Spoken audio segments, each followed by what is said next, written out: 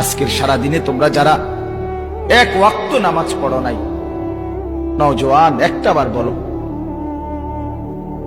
কে সেই বন্ধু তোমার, কে এত বড় আপন হলো তোমার, যাকে পেয়ে তুমি আল্লাহকে ছেড়ে দিলে?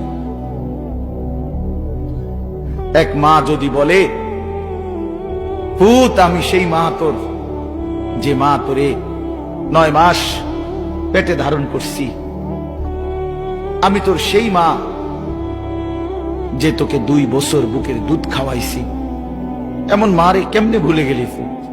আচ্ছা, এটা যদি কোনো মা বলে কোন সন্তানকে সামনে রাইখা, পাষাণ সন্তান, তারও তো দিল নরম হয়ে যাবে, হবে না?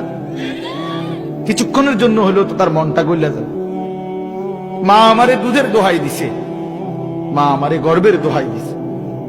এই আয়াতে আছে, আল্লাহ বলে, বান্দা আমারে কেমনে ভুলে গেলা?